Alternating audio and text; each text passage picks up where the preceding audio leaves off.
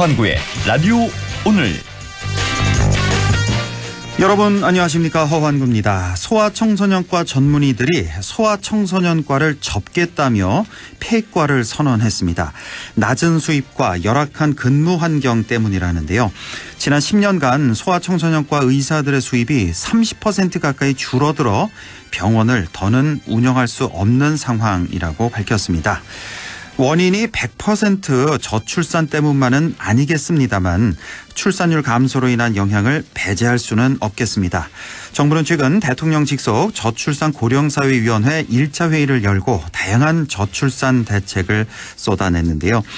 그런데 정부의 저출산 대책을 두고 대통령의 의지는 보였지만 비상 상황에 걸맞은 비상한 대책이 보이지 않는다, 실망스럽다는 의견이 많았습니다. 수많은 예산만 투입하고 성과는 없는 하나마나한 대책은 이제는 그만 세워야겠습니다. 3월 29일 수요일 라디오 오늘 광고 듣고 시작합니다.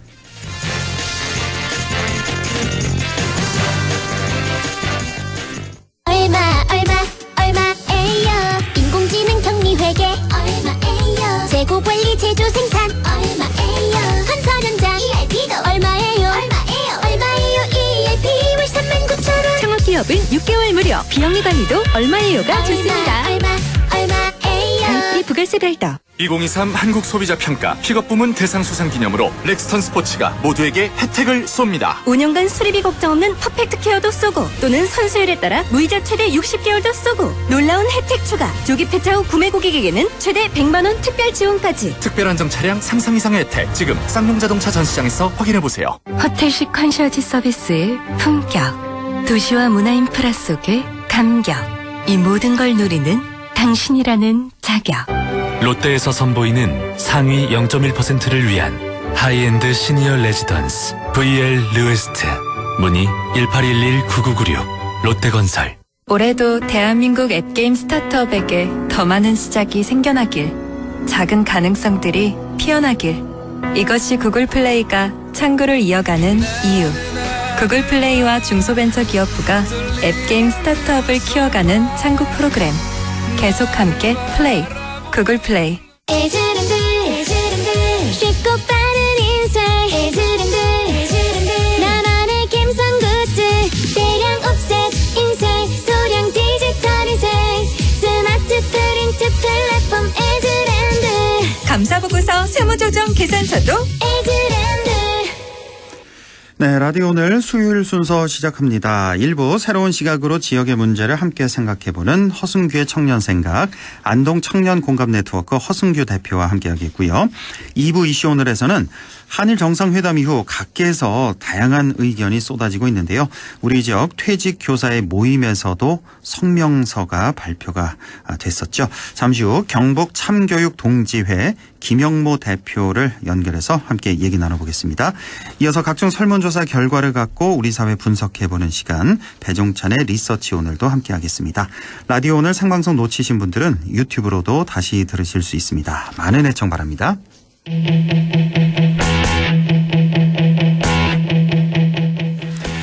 네, 허승규의 청년생각 시작하죠. 오늘도 안동 청년공감네트워크 허승규 대표와 함께합니다. 어서 오십시오. 네, 반갑습니다. 예, 자, 지난주에는 우리가 그 유엔이 발간한 세계에서 가장 공신력 있다는 그 기후변화 보고서에 대해서 알아보고 또 우리나라 정부의 대응을 살펴봤습니다.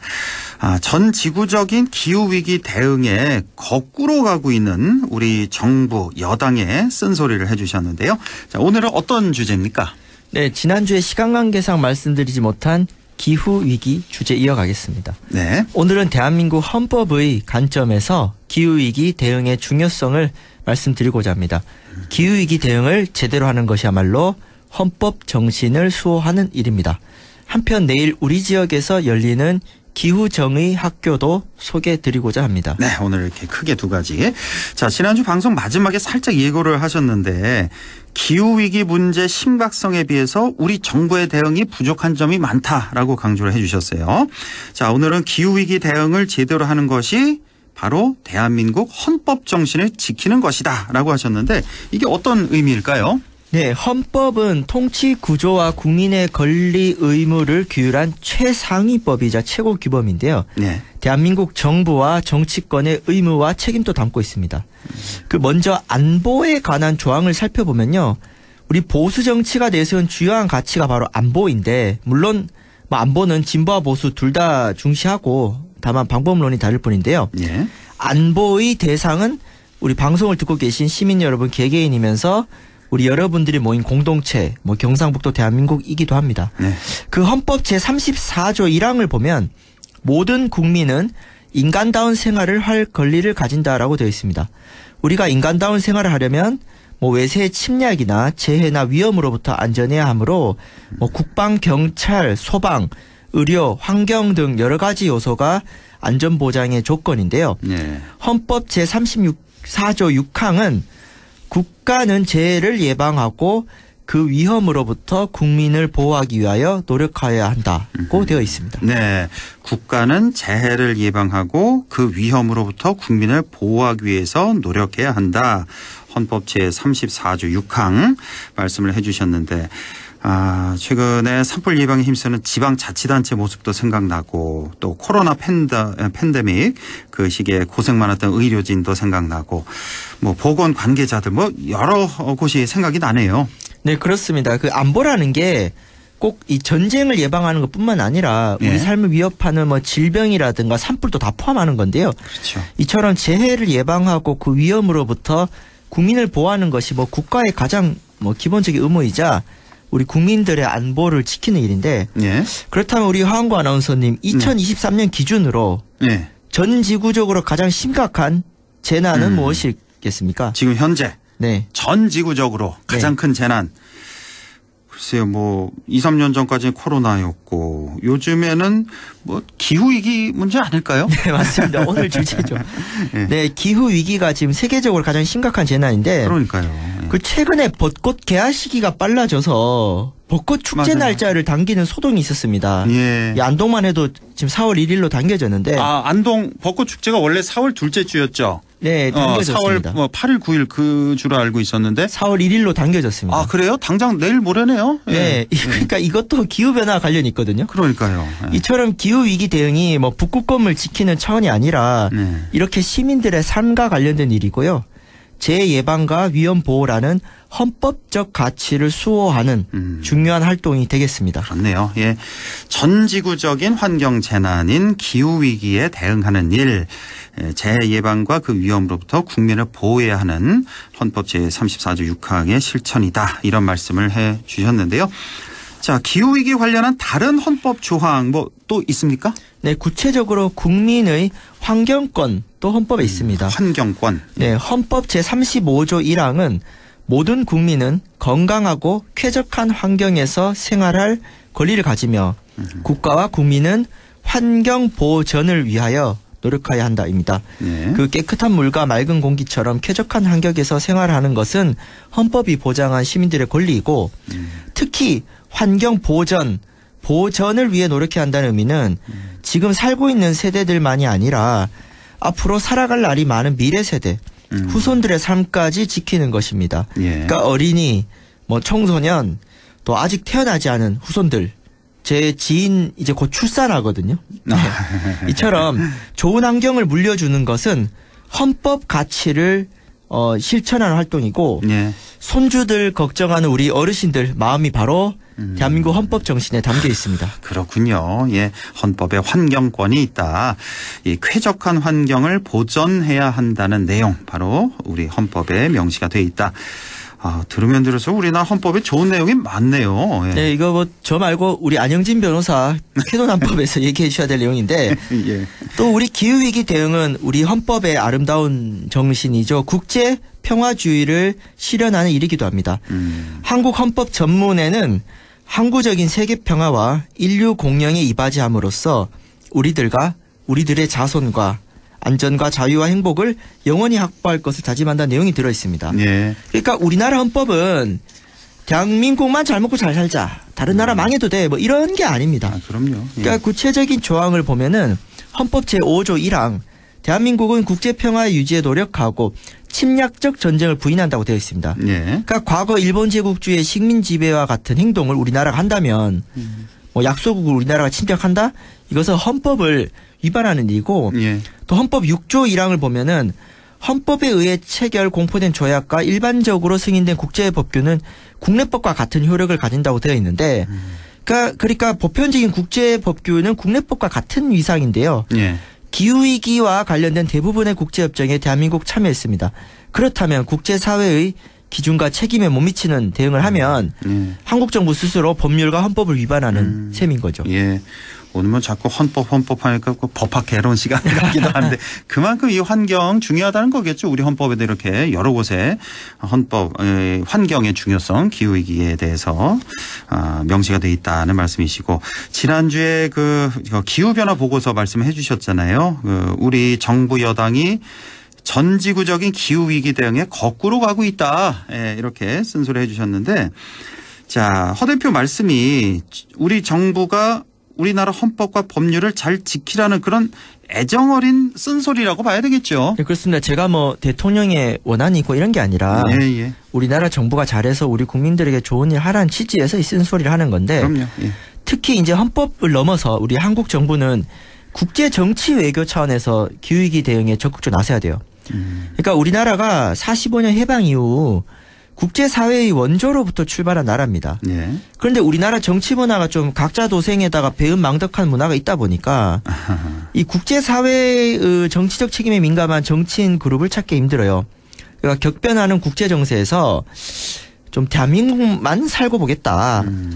뭐 우리나라만 어떻게 이익을 취할지 이런 정치만 가득하거든요. 뭐 인류애라든가 헌법 정신이라든가 국제사회를 고민하는 그런 세계 시민다운 뭐 국내 정치 모습 혹시 떠올려지십니까? 글쎄 뭐 언뜻 잘 생각은 안 나네요. 지금 활동하는 분들 중에 이런 분들 잘 없거든요. 아, 그래요. 예. 국민의힘과 민주당 막론해서 이런 국제주의적인 정치인 찾기 힘든데 그런데 다른 나라나 우리 우방 국가들이 바보가 아닙니다. 네. 우리나라 이익만 내세우고 국제적 책임을 회피하는 얌체처럼 굴면 뭐 다른 나라들도 싫어요. 우리 친구들 사이에도 그래요. 개모임 가서 얌체처럼 굴면은 다 싫어하지 않습니까? 그럼요. 예. 특히 우리나라는 경제적으로 해외 의존도가 높고 또 동아시아 안보 상황도 불안정성이 높기 때문에 국제사회, 그 이웃나라 친구들을 잘 사귀어야 되고요. 관계를 잘 맺어야 됩니다. 예. 그래서 이 기후위기 대응은 우리나라를 지키는 일이기도 한데 국제사회 일원으로서 전 지구적인 위기에 함께 책임지고 설선수범하는 국제정치 외교의 아주 중요한 일인데요. 예. 그러니까 우리나라 정치권과 국민들께서 좀 이 부분을 알아주셨으면 좋겠다. 예. 네, 최근 우리나라 정부가 이 외교 문제 때문에 골머리를 앓고 있는데 이 기후위기 문제에 대응하는 것도 국제정치 외교의 중요한 부분이다. 네. 그래서 기후위기 얌체국가 되면 안 된다. 네, 이거 말씀드리겠습니다. 네, 중요한 말씀 해주셨습니다. 뭐 환경 보호 차원을 넘어서 헌법 가치를 수호하고 또 국제 사회에서도 역할을 해야 된다. 얌체 외교하면 안 된다. 이런 점. 예. 자, 마지막으로 내일 우리 지역에서 기후 위기를 주제로 한 행사가 열린다고 하셨잖아요.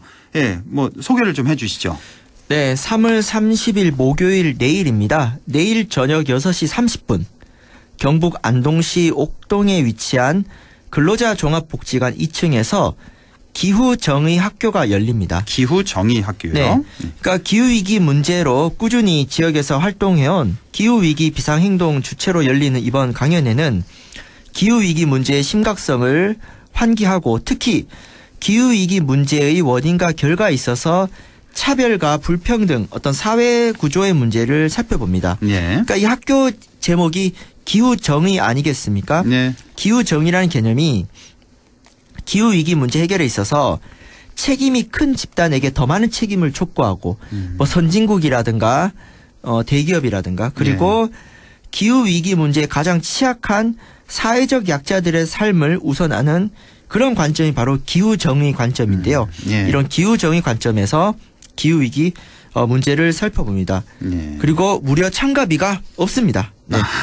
기후위기 문제에 관심 있는 우리 시민 여러분 경북 북부 지역 민 누구나 참여하실 수 있습니다. 네, 우리 기후 위기에 대해서 충분히 얘기를 할 수 있는 그런 시간이죠. 예, 이 기후 위기의 정의를 바로 세우자 하는 기후정의 학교. 자, 내일 저녁 6시 30분 안동 근로자 종합복지관 2층에서 있습니다. 많이 좀 참여해 주시고요. 우리 허승규 대표 이런 행사 있으면 또 안 빠지시잖아요. 예, 내일 함께 하시죠? 네, 저는 당연히 가고요. 예. 특히 내일 오셔서 허승규의 청년 생각에서 듣고 왔다고 말씀해 주시면 예. 제가 뭐 열렬히 있어요? 뜨겁게 맞이하겠습니다. 네. 예, 뜨겁게 맞이. 예. 네, 그래서 이 기후위기 문제를 해결하고 또 기후위기 문제 해결을 통해서 대한민국 헌법 가치를 수호할 우리 도민 여러분, 시민 여러분을 초대합니다. 내일 저녁 오시면 후회하지 않으실 겁니다. 네. 자, 오늘은 대한민국 헌법의 관점에서 기후위기 대응의 중요성 살펴봤습니다. 기후위기 대응을 제대로 하는 것이야말로 대한민국 헌법 정신을 수호하는 길이다. 네, 이런 말씀. 자, 허승규의 청년 생각에서도 기후위기 문제 다방면에서 앞으로도 쭉 심도 있게 다루겠습니다. 자, 지금까지 안동 청년 공감 네트워크 허승규 대표와 함께했습니다. 고맙습니다. 네, 감사합니다. 네, 라디오 오늘 잠시 후 2부에서 뵙겠습니다.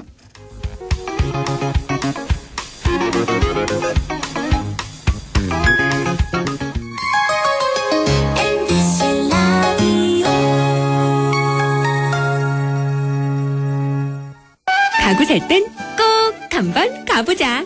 안동 명품 가구 백화점. 흑표 흑침대, 양성국 갤러리, 금성침대, 한국 가죽 소파, 장수돌 침대. 다양한 브랜드 가구를 한 곳에서 쇼핑할 수 있는 대형 가구 전시장. 안동 명품 가구백화점. 오늘도 안전하게 음주운전 예방수칙 알려드립니다. 첫 번째, 술자리가 예정된 경우 미리 귀가 방법을 정하고 차는 가져가지 않는 것이 안전합니다. 두 번째, 음주 후 자전거나 전동 킥보드를 이용하는 것도 음주운전 처벌 대상에 포함됩니다. 세 번째, 과음을 한 다음 날에는 대중교통을 이용해 주세요. 숙취 음주운전 역시 처벌 대상입니다. 네 번째, 음주운전을 방조하는 경우에도 3년 이하의 징역형 또는 1,000만 원 이하의 벌금형에 처해질 수 있습니다. 적극적으로 말려주세요. 위험한 음주운전 미리 예방하여 소중한 생명을 지켜주세요.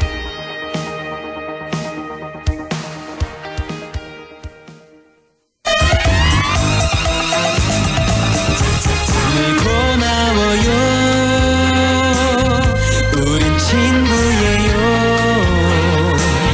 함께 노력하는 MBC와 함께 100.1 MBC 라디오.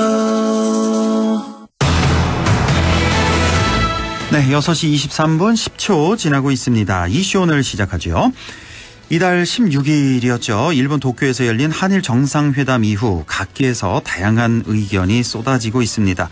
우리 지역 퇴직 교사들의 모임에서도 굴욕 외교라는 비판이 쏟아졌는데요. 경북 참교육 동지회 김영모 대표를 연결해서 자세한 얘기 들어보겠습니다. 자, 김영모 대표님 안녕하십니까? 예, 안녕하세요. 예, 수고 많으십니다. 한일 정상회담 이후의 후폭풍이 지금도 계속되고 있는데요. 우리 경북뿐만 아니라 전국에서 비판의 목소리가 쏟아져 나오고 있습니다. 자, 본격적인 얘기 나누기 전에요. 잘 모르시는 분들을 위해서 경북 참교육 동지회가 어떤 곳인지 먼저 좀 알려주시죠. 현직에 있을 때, 네. 전국 교직원 노동조합 활동을 하시다가 퇴직한 선생님들로 구성되어 있습니다. 네. 그 조직은 다소 느슨합니다. 강제성도 없고 지금 현재는 회비도 없는 상태입니다. 네. 이번 시국선언에 참여는 적은 것도 조직이 좀 느슨하고 불과 이틀이라는 짧은 시간 내에 조직되었기 때문에 네. 많은 선생님들이 참여하지 못했습니다. 아, 그렇군요. 네. 전교조 활동하시다가 퇴직한 선생님들로 구성된 현재 회원은 몇 분 정도나 계세요? 지금 회원 수는 많은데 네, 예. 한 5,000명 넘습니다. 그런데 회원수는 실제적으로 활동하고 이러는 사람들은 예. 그리 많지는 않습니다. 그렇군요. 보통 모이면은 한 4, 50명 정도. 아하. 또 이렇게 뭐 큰일이 있어 연락하면은 예. 3, 400명 정도 연락은 됩니다. 경북 예. 참교육 동지회 회원수는 한 5천여 명 되는데 적극적으로 활동하시는 분들은 그렇게 많지 않은 조직이 다소 느슨하다 이런 말씀을 해주셨는데 자 우리 김영모 대표께서는 영주와 예천 또 봉화 등에서 오랫동안 이제 아이들을 가르쳐 오시다가 지난 2014년에 퇴직하셨고 이제 10년째 됐네요. 이후에는 이제 영주에서 지금 서각 공방을 운영하고 계시다고요? 서각. 재미있게 살고 있습니다. 서각 공방이라는 게 그 왜 저 나무판에다 왜 글씨도 새기고 뭐 그림도 그리고 그거 맞죠? 예. 서각의 매력이 뭘까요, 선생님? 뭐 여러 가지 있겠죠. 예. 첫째는 그 좋은 글씨를 그 대하고 새겨보는 것입니다. 뭐 추사 김정희 선생이라든가. 제 원주에 계시는 장일순 선생님, 돌아가신 신영복 선생님, 이런 분들의 글씨를 그냥 단순히 감상만 하는 것이 아니라 직접 써본다는 그런 느낌이 있죠. 예. 이중섭, 박수원 그림을 가구로 이렇게 옮기며 감상하는 그 즐거움도 상당히 재미있습니다. 둘째는 그 좋은 말들을 내 가슴 속에 간직하는 것이죠. 새기면서 가슴에 간직. 천주교 신자이다 보니까 자연히 그 성경 말씀을 자주 접하거든요. 특히 그 신부님께서 처음 신품을 받을 때 그 평생 가슴에 간직할 그 성경 부제를 우리가 서품성구라고 하거든요. 서품성구요. 예, 서품성구. 예. 이렇게 얘기합니다. 근데 그 서품성구를 새기면서, 저도 같이 묵상하고, 가슴에 간직하고, 이런 즐거움이 상당히 크죠. 다음에는 여가 활동으로, 정신 집중도 좋고, 또 시간 보내기에 상당히 좋은 취미 활동이라고 할 수 있습니다. 좋은 글귀를 이제 새기면서 가슴에 간직할 수 있는 그게 바로 서각의 매력이다. 혹시 개인적으로 우리 김영모 대표님 가장 마음에 드는 마음속에 지금 새기고 있는 글귀 뭐 하나 떠오르시는 거 있으세요? 평생 간직하고 계신 글귀. 이철수 판화 중에서 가난한 머루송이에게 하는 게 있습니다. 머루가 많이 달리지 아니하고 조금 더 이렇게 달려 있거든요. 그런데 다른 사람이 머루가 적게 달렸다고 탓을 하는 거예요.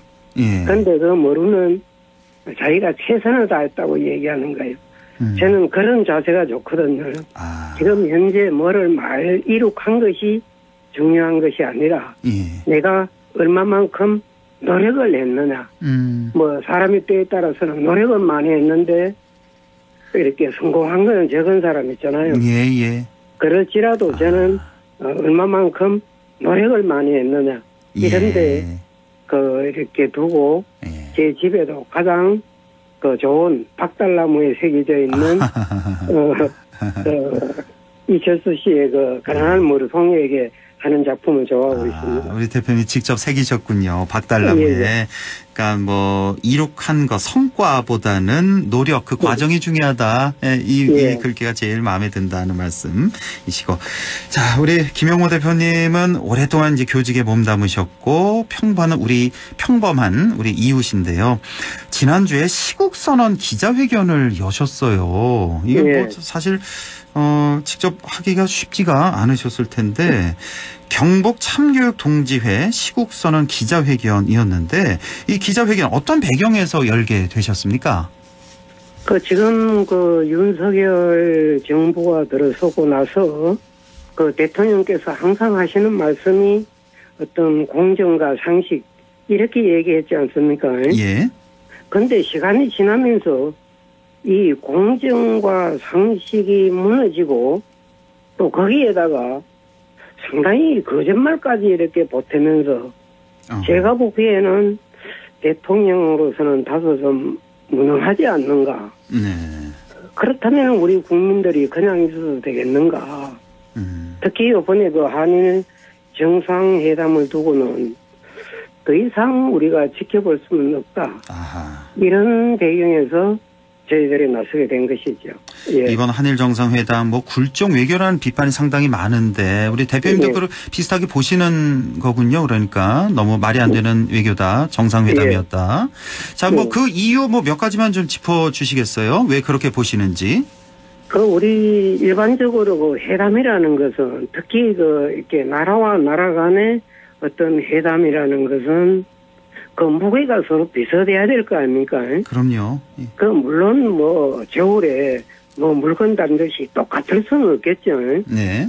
뭐 그렇다 하더라도 한 4대 6 좀 심하다면은 3대 7 정도까지는 네. 맞을 수 있을 겁니다. 예. 그런데 이번 회담은 어느 누가 보더라도 일방적으로 퍼주고 우리가 받아와야 할 자료는 빈자루가 아니었는가. 그 뭐 이런 다른 그 방송국에 대담 프로그램에 이래 보면은 그 뭐 한동대학교 뭐 교수는 그 10대 0이다. 이렇게 이번에. 얘기하기도 하시거든요. 아무것도 받은 게 없다. 얻은 게 없다. 예, 0이다. 예, 그렇죠. 예. 그 우리는 배상도 우리가 하겠다. 다시는 배상 문제를 상정하지도 않겠다. 이런 얘기했지 않습니까? 네. 그런데 일본은 단 한마디도 사과도 없었습니다. 그렇죠. 그 얼마 전에 그 대법원에서 그 미쓰비시 중공업에 대해서 배상해야 된다. 이런 판결이 나왔지 않습니까? 예, 예. 그때 일본은 우리에게 뭐 했습니까? 무역 보복했죠. 예. 우리는 그 부당하다고 해가지고 세계 무역 기구에 제소한 상태였지 않습니까? 예. 그런데 그것도 우리 깨끗이 제소를 취소했습니다. 그렇죠. 다 뭐 취소했죠. 성과를 내기도 전에. 예. 그런데 일본은 어떻게 했나요? 아무 성과도 없이 구름이 담 넘어가듯이 썩 넘어갔죠. 그러면서도 그 후쿠시마에 있는 수산물 수입이라든가 네. 그 오염수를 방수한다든가 뭐 이런 것들은 일본만 잔뜩 좋아진 것이죠. 우리가 얻은 것이 뭡니까? 아무것도 없지 않습니까? 그러니 우리가 굴종 외교라고 하죠. 네, 그렇습니다. 쭉 뭐 이유를 나열해 주셨는데 게다가 또 어제 뭐 뉴스 보셨겠지만 어제 나온 그 일본 교과서 왜곡까지요. 예. 거기서 뭐 독도는 일본 고유의 영토다. 우리나라가 불법 지금 점거하고 있는 거다. 뭐 강제징용, 강제징병 없었다. 다 이렇게 왜곡하고 있지 않습니까? 게다가 참 아니 그러니까 그 뭐 이렇게 박진희 외교부 장관은 월급의 반은 우리가 먼저 채우면은 나머지는 일본에 지어줄 거다. 그것도 전부 잘 믿을 수 없는 얘기잖아요. 그러니까요. 뭐 윤석열 씨는 그 뭐라 그랬습니까? 지금은 우리가 손해인 것 같지만은 미래를 보고 하는 얘기다 이랬는데 그러니까요. 그 돌아오는 미래 불과 이제 뭐 열흘밖에 안 됐지 않습니까? 그 돌아온 건 뭐였습니까? 바로 그 일본 애들이 배우는 교과서에 대해서. 그러니까요. 그 뭐 말도 되도 안 하는 얘기죠. 그런 내용이 있는 걸로 봐가지고 우리가 도저히 그냥 있을 수는 없는 것이죠. 그러니까요. 뭐 2주 만에 날라온 말이 이게 저 교과서 왜곡이니까 우리 참 전 국민이 아마 지금 분노하고 계실 텐데. 자, 우리 그 참교육, 경북 참교육 동지회에서 대통령의 파면까지 요구를 하셨습니다. 그때 기자회견 때. 자, 이게 이렇게 파면까지 요구할 이유가 된다고 보십니까? 아이고, 당연한 거 아닙니까? 그 한일 정상회담 하나만 가지고 하는 얘기는 아니지 않습니까? 그 내각을 구성할 때도 여러 가지 문제가 많았죠. 그다음에 그 야당을 대하는 태도, 그 1년이 다 돼가는데 아직 야당 대표 한 분 그 뭐 만나지 않았죠. 이재명뿐만 아니라 이렇게 그 정의당 대표까지도 청와대에서 한번 불러가지고. 뭐 저녁 식사 한 번 한 적도 없지 않습니까? 한 번은 만났죠. 정의당 대표. 한 번은 만난 걸로 제가 알고 있는데. 근데 따로 만나진 않고 이제 여러 명 같이. 그런데 그 1년 1년 1년이 다 돼가는데 아직 야당 대표 한 분 한 적도 없지 않습니까? 예. 한 번은 만났죠. 정의당 대표. 한 번은 만난 걸로 제가 알고 있는데. 근데 따로 만나진 않고 이제 여러 명 같이.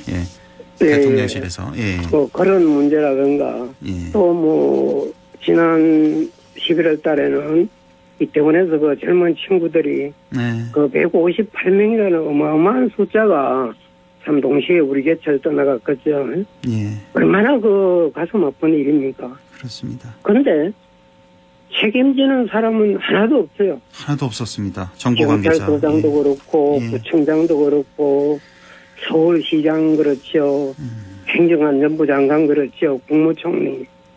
어느 누가 이건 내 잘못이다 하고 참 나서가지고 참 잘못되었다. 나 이제 도저히 이 직을 유지할 수 없다. 이렇게 하고 물러서는 사람 아무도 없었잖아요. 그러니까요. 이렇게 무책임한 정부가 지금 현 정부이죠. 그 3.1절 그 기념사 한번 보세요. 우리가 침략자에게 사과를 요구하는 건 당연하지 않나요? 예. 그런데 대통령이 뭐라고 말씀하셨습니까? 우리가 힘이 부족해서 침략을 당했다. 이렇게 말하지 않았습니까? 예. 아니, 대한민국 대통령 맞습니까? 그 일본이 배상을 하지 않으니까 국내에 있는 일본 기업을 대상으로 재산 압류에 대한 대법원은 최종 판결이 있었죠. 네. 그런데 대통령은 이 대법원 판결도 부정하고 헌법이 정한 상권 분립의 엄연이 있음에도 불구하고 이거 위반했습니다. 이것 하나만으로도 탄핵감이죠. 네. 대구라든가 인천에 그 우리하고 똑같은 창대 동지의 선생님들이 오늘도 했거든요. 예. 이 분석. 그런데 거기에도 이런 이야기가 나옵니다. 바로 그 사법부의 상권 분립을 위반했다는 겁니다. 예. 뭐 이외에도 우리 저번에 MBC에 그 뭐 언론 어디 갈 때 뭐 비행기도 타지 마라 그랬잖아요. 예. 대통령 전용기 배제했고. 대통령 전용기 대통령 거 아니잖아요. 예. 그 말만 그렇지 사실은 기자들이 같이 타고 가서 취재를 돕기 위해서 있는 건데 타지 말라는 건 말도 대단한 얘기죠. 그다음에 그 독도 문제라든지 그다음에 그 무역 적자도 심각하죠.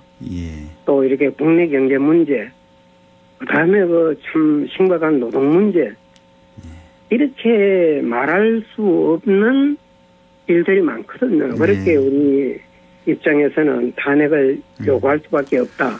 이렇게 보는 겁니다. 아유, 김영모 대표님, 지금 저희가 시간이요. 많이 지나서요. 이제 준비한 질문은 많은데 다 건너뛰고 마지막으로 한 30초 정도만 마무리 말씀 좀 부탁드릴게요. 시간이 많이 지났네요, 지금. 알겠습니다. 대통령이 취임한 지가 그 1년도 아직 안 됐거든요. 그냥 온 나라가 뭐 퇴임하라, 하야하라, 탄핵한다. 이런 소리가 난무하는 것은 그 한나라의 비극입니다. 윤석열은 국정을 운영하는데 너무 미숙합니다. 운전 미숙은 언제 교통사고가 날지도 모릅니다. 사실은 작은 사고들 하면 몇 번 났죠. 대형 교통사고를 일으키지 마시고 운전대에서 빨리 내려오기를 바랍니다. 제 바람은 그겁니다. 예, 경북 참교육 동지회 김영모 대표와 함께했습니다. 고맙습니다. 예, 고맙습니다. 네, 리서치 오늘 시작합니다. 오늘도 인사이트 K 배종찬 소장과 함께하죠. 소장님 안녕하십니까? 안녕하십니까. 배종찬입니다. 예. 자, 오늘 문화일보 여론조사부터 좀 보죠. 여기 분석에 따르면 국민의힘 20대 지지율이 대선 때와 비교할 때 반토막이 났다고 하는데요. 뭐 어느 정도가 나왔습니까? 그렇습니다. 오늘 소개해드리는 모든 조사는 중앙선거여론조사심의위원회 홈페이지에서 확인 가능하고요. 한국갤럽이 자체적으로 매주 조사를 해서 발표를 하고 있습니다. 1년여 전이면 이제 대선 직후가 되는데 그 당시에 20대, 만 18세 이상 20대 정당 지지율인데 깜짝 놀라실 수 있습니다. 국민의힘 지지율이 20대 지지율이 1년여 전에는 3월 마지막째 주 조사에서는 40%입니다. 예. 그런데 지난주에 발표된 조사는 얼마인지 아십니까? 13%입니다. 뭐 3분의 1로 떨어졌네요. 그렇습니다. 반토막보다도 더 반의 반토막이 될 정도로 지지율이 곤두박질 쳤는데 그만큼 20대 지지율에 엄청난 변화가 있었다라고 볼 수가 있겠고요. 근데 그러면 더불어민주당 지지율은 변화가 있었을까? 거의 안 변했습니다. 그대로고. 그러니까 1년여 전에 26%였던 더불어민주당의 20대 지지율은 가장 최근 조사에서도 27%입니다. 그대로군요. 그러니까 국민의힘 지지율이 이렇게 변한 걸 보면 1년 전에 기억나실 거예요. 대선에서 당선될 때 윤석열 당시 후보 지금 대통령이 이 20대 60대 그 당시 이제 국민의힘에서 이길 수 있었던 분석으로 나왔던 것이 세대 포이론이거든요. 기억나실 겁니다. 20대와 60대 이상이 30대, 40대, 50대 민주당을 지지하는 지지층들을 포위해서 대선에서 이길 수 있도록 한다는데 지지율이 한 40%면 그런 이야기 할 수도 있을 겁니다. 그런데 지금의 지지율은 20대 지지율은 국민의힘 한국갤럽 기준으로 10%입니다. 지난 대선 때 40%였는데 지난주는 13%로 3분의 1 토막이 됐다. 국민의힘 20대 지지율 얘기를 하고 있는데 자, 원인은 글쎄요. 한일 외교 때문일까요? 어떻게 봐야 됩니까? 그것도 이유가 될 수 있을 겁니다. 최근에 20대 또 30대 MZ세대 그리고 전체적으로 유권자들에게 응답자에게 가장 많이 영향을 준 것이 일본 이슈입니다. 말 그대로 제3자 변제안이 현해탄 크로스 그러니까 기시다 내각의 지지율은 올라가고 윤석열 대통령의 지지율은 내려오는 결정적 원인이 됐다. 타격이 됐는데 저는 이 우리 시간을 통해서도 분석을 해드렸지만 MZ세대의 영향은 또 다른 이유가 있습니다. 어떤 거예요? 69시간제입니다. 역시. 그러니까 대체로 이제 근로시간 그러면 이제 청년 세대와 주로 연관이 돼 있다고 보는데 이게 현장의 상황을 제대로 반영하지 못한 휴가는 언제 가요 하는 이야기가 나올 수밖에 없는 69시간제가 되다 보니까 그리고 기억나실 겁니다. 지난 대선에서 7글자 선거 캠페인 여성가족부 폐지 그리고 평사 200만 원 월급. 그런데 사실 그런 정책도 정책이지만 더 중요한 것은 현장의 20대의 목소리를 듣는 것. 이른바 MZ세대들이 가장 싫어하는 게 그거거든요. 어리다고 놀리지 말아요. 그러니까 MZ세대를 잘 모르면서도 정치권에서 MZ 파리를 해왔던 것에 대한 분노가 저출된 것으로 보입니다. 그렇군요. 오늘 시사 이슈가 상당히 많아서 질문을 조금 건너뛰어서 자, 헌법재판소의 검수완박법 유효 판결. 자, 이것도 참 시끄러웠습니다. 자, 여기에다가 일단은 그 법사위가 열렸잖아요. 그렇습니다. 한동훈 장관과 민주당 의원들 간의 그 설전. 이거 어떻게 보셨는지 이것도 좀 한 말씀 좀 해주시죠. 그러니까 전쟁입니다. 또 우리가 이 검수완박법 또 한동훈 장관 또 국민의힘에서 나오는 이야기는 검수원복 이야기가 나오는 것이거든요. 이게 끝나지 않은 전쟁입니다. 그러니까 사법부 또 헌법재판소의 판결은 마음에 안 드는 사람들도 있겠죠. 모든 사람들의 마음을 모든 대상자들의 마음을 만족시킬 수는 없는 거지만 이제 존중돼야 되는데 그렇다 하더라도 이게 정치적으로 해석되다 보니까 헌법재판관의 성향까지 신상털이가 되면서 양쪽 진영 간에 또 다툼이 되고 있거든요. 한동훈 장관은 한동훈 장관대로 시행령을 통해서 보완하겠다. 조폭 수사해야 되지 않느냐. 또 더불어민주당에서는 헌법재판소의 판결을 존중해야 된다. 윤석열 대통령이 헌법재판소 판결의 존중에 대한 발언이 나와야 된다. 이런 얘기를 하거든요. 결국에는 첫 번째로는 사법부의 판결은 존중해야 되겠죠. 물론 각각의 해석은 다르다더라도. 두 번째는 뭐냐 그러면 이렇게 해서 헌법재판소의 최종적인 판단으로 일단락 될 것이냐. 검찰의 수사권과 기소권의 완전한 분리에 대해서 지금 정치권에서 벌어지고 있는 상황을 보면 또 전쟁입니다. 그래서 앞으로 총선까지 또는 총선 이후에도 또 다른 법안이 발의되고 검찰의 수사권 기소권과 관련해서 재논의가 이루어질 가능성이 상당히 높아지고 있어서 끝난 것 같지만 끝나지 않은 전쟁이 계속될 것으로 보입니다. 그 국회에서 계속 실랑이를 벌인 게 그 권한쟁의 청구 그 각하가 됐잖아요. 기각도 아니고 각하에 대한 그렇습니다. 그 한 장관 사과하라 이렇게 민주당에서 요구하는 거고 반면에 한 장관은 그 절차적 결함 표결권 침해에 대한 민주당이 사과를 해라. 이렇게 지금 맞서고 있잖아요. 뭐 어느 쪽에 그렇습니다. 좀 무게를 둬야 될까요? 어떻게 보세요, 개인적으로? 정확한 거는 먼저 아실 필요가 있는 것이 일단은 이제 한동훈 장관의 이제 사과 여부를 떠나서 한동훈 장관의 청구인으로서 권한쟁의 청구인의 자격이 있는지 여부에서 헌법재판소의 판결은 이렇습니다. 자격이 없다. 자격이 왜? 없다. 예. 이 검찰의 수사권은 헌법에 명시되었다기보다는 법률로서 입법권을 통해서 검찰권이 조정될 수 있다. 이것이 이제 헌법재판소의 판결이거든요. 그렇습니다. 그렇다면 이제 한동훈 장관의 답변은 그렇게 나와야 되겠죠. 입법권을 통해서 조정될 수 있는 판결이기 때문에 법무부 장관에게는 그럴 자격이 없다라는 헌법재판소의 판결을 존중한다. 라는 그 답변이 나와야 될 것이고 나중에라도 사실은 이 조정이 되기 위해서는 입법권이 발동돼야 되는 것이거든요. 결국 국회에서 만약에 시도가 되어진다면 다른 법률을 통해서나 시도가 가능하다는 이야기가 되는 거죠. 예.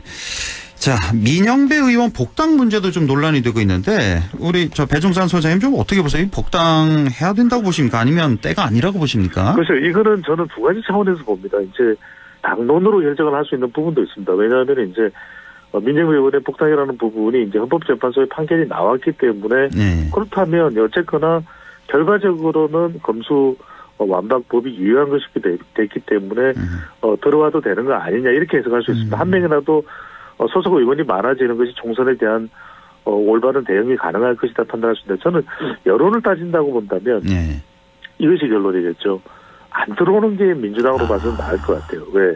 그래도 이미선 재판관이 헌법재판관이 이 권한의 침해 여부에 대해서는 무소속으로 꼼수 탈당을 했던 민영배 의원에 대해서 법적인 경고의 메시지를 준 셈이거든요. 그렇죠. 이 부분은 인용이 된 부분이기 때문에 그렇다면 무소속의 이 민영배 의원도 더불어민주당의 정선화 기반이 있는 광주 지역구의 국회의원이라는 것을 누구나 알 겁니다. 지역 주민들은.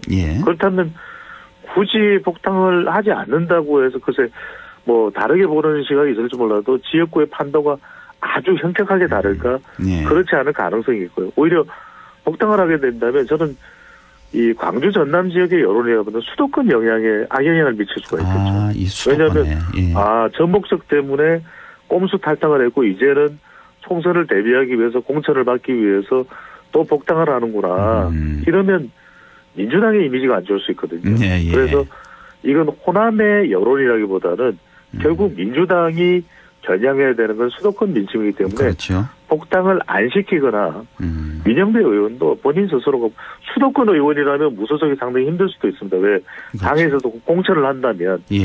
그렇지만 민영배 의원은 당의 요구에 따라서 본인이 선택을 한 것이거든요. 당도 그 부분에 대해서는 그 지역에 공천을 할지 말지 여부를 고심할 것이거든요. 그렇다면 복당을 안 하는 게 나은 거죠. 복당 안 하고 다음 총선에는 것이 맞는 것이겠죠. 차라리 무소속으로 나가는 게 낫지 않겠냐. 이게 바로 글쎄 뭐 민심일 것 같습니다. 어느 한쪽에 치우치지 않은 뭐 민주당 진영에서는 뭐 서운하게 들릴지 모르겠지만 저도 뭐 비슷한 생각이고 선거법 얘기를 좀 해보죠. 지금 뭐 개정 논의가 한창인데 지금 어떤 상황이고 또 앞으로 어떻게 될 것 같습니까? 4월 10일까지 뭐 개정이 될까요? 어떻게 보십니까? 저는 어렵다고 봅니다. 왜 어려울 수밖에 없냐면 첫 번째로는 국회의원들 사이의 이해관계가 너무 첨예합니다. 그러니까 국민의힘이 이제 국회의원 정수를 늘리는 부분은 숫자를 늘리는 부분은 물 건너갔거든요. 그런데 이제 이 선거구제 관련해서 대선거구제, 소선거구제, 또 중대선거구제, 도농복합의 그냥 개방혁명 너무 어렵습니다. 혹시 서범구 앵커께서는 이해를 하셨습니까? 저희 계속 우리 패널을 통해서 얘기를 했거든요. 그때는 알겠어요. 얘기할 때는. 근데 지나고 나면 또 까먹어요. 대략적인 건 아는데 정확히는 몰라요. 더군다나 정치적인 인사이트가 있으시고 또 대담 프로그램을 진행하시기 때문에 일반 국민들은 거의 모르거든요. 그렇습니다. 그게 무슨 말씀이냐면 결과적으로는 그들만의 리그가 되는 겁니다. 그러다 보니까 저도 이해를 못하겠더라고요. 30년 동안 데이터를 분석하고 선거 관련 이슈를 공부해 왔는데 저도 이해를 못할 정도니까 이렇게 되면 무슨 문제가 발생하냐면 결과적으로는 기한 내의 통과가 상당히 난감해질 수가 있거든요. 그래서 저는 이번에도 상당히 이 부분을 통과시키기는 어려울 가능성이 없다라고 말씀드릴 수밖에 없겠고 그만큼 국민들에게 먼저 명쾌하게 지금 일단 그 김진표 국회의장이 밀고 있는 도농복합제로 이제 단일 안제로 추진을 해본다라는 이야기를 하고 있는데 이게 이제 중대선거구제이긴 합니다만 이걸 국민들이 자신의 지역구 내에서 소선거구제로 여러 명을 뽑아왔던 그러니까 물론 이제 한 사람은 한 지역구 내에서 투표를 할 수 있겠지만은 여러 명의 지역구 국회의원들을 유권자의 손으로 직접 본 방식에서 벗어나는 것을 정작 국민들은 그렇게 썩 선호하지를 않거든요. 근데 또 하나 문제는 뭐냐면 국회의원 정수보다도 이제 선거구제와 관련해서도 최근에 나온 여론이 있습니다. 그러니까 한국갤럽이 자체적으로 지난 21일부터 23일까지 실시한 조사 결과인데요. 과연 선거구제를 어떻게 할 건지 물어봤더니 작은 선거구에서 최다 득표자 한 명을 뽑는 현행의 소선거구제를 선호한다가 절반이 넘는 52%입니다. 아, 그렇습니까? 예. 중대 선거구제를 원한다는 것은 32%밖에 안 되거든요. 그래요? 그러니까 이렇게 나오는 이유는 뭐냐면 국회의원에 대한 국민들의 대실망입니다.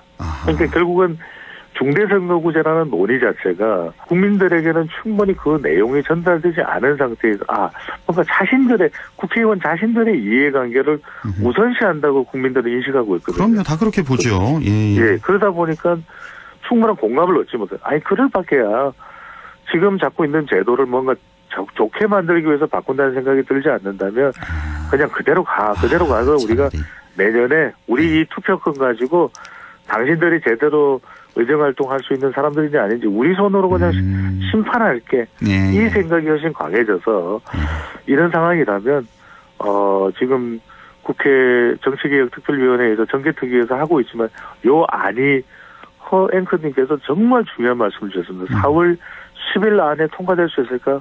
저는 매우 어렵다고 봅니다. 그렇군요. 예. 이 여론조사 결과가 저는 개인적으로 좀 놀랍습니다. 소선거구제가 좋다는 게 과반이라는 거. 중대선거구제로 바꿔야 한다가 32%밖에 안 된다는 거. 예. 이거 좀 참고로 했으면 좋겠고. 어쨌든 선거법 개정. 이건 또 사표 방지하는 방향으로 또 정치 다양성 강화하는 방향으로 이렇게 개정이 됐으면 좋겠다는 개인적인 좀 의견이 있고요. 자, 어제 하루 종일 시끄러웠던 일본 교과서 논란이 있잖아요. 정말 이 한일 회담 뒤통수를 쳤다. 그러니까 독도 문제 건드렸죠. 강제징용, 강제징병 이거 다 왜곡했고. 자, 제대로 우리 윤 대통령뿐만 아니라 국민들 모두 뒤통수를 맞았는데 자 그렇다면 이 시점에서 우리 정부 어떻게 대응해야 되겠습니까? 저는 이 원칙적인 대응이 필요할 것 같습니다. 결과적으로는 저도 여론을 통해서 계속 강조드리는 건 뭐냐면 국민 여론에서 나옵니다. 국민들도 새로운 한일 관계를 정립하는 것에 대해서는 별로 크게 반대 의견은 없습니다. 하지만 그렇습니다. 전제 조건이 뭐냐면 과거사와 독도와 위안부와 강제징용과 대법원 판결 내용은 그대로 준수해라. 그것은 그대로 우리 원칙을 유지하고 그 외에 일본도 과거사에 대해서 만행이 없고 또 역사에 대한 왜곡이 없는 다른 차원에서의 기술적, 산업적, 안보적 차원의 협력은 그건 또 해나가라. 그러니까 이게 이제 국민 여론입니다. 안보실도 수설합니다. 지금 4월 달에 미국 국빈 방문을 앞두고 의전 비서관이 사퇴를 했어요. 의전 비서관은 일찍 사퇴를 했죠. 지난 한일 정상회담 전에. 외교비서관도 사퇴를 했어요. 이번에 외교비서관 사퇴했고. 네. 그리고 엊그제부터 계속 나오는 지금 뉴스는 뭐냐면 김성한 안보실장 교체설이 나와요. 그러니까요. 이 일본 교과서 논란 관련해서는 어제는 대리를 초치해서 항의를 했다고 하는데 이것 갖고는 안 될 것 같아서 제 생각에는 아니 그 대통령 본인이나 아니면 정부 차원에서 공식적으로 아주 강력히 항의를 해야 된다. 국회도 마찬가지고.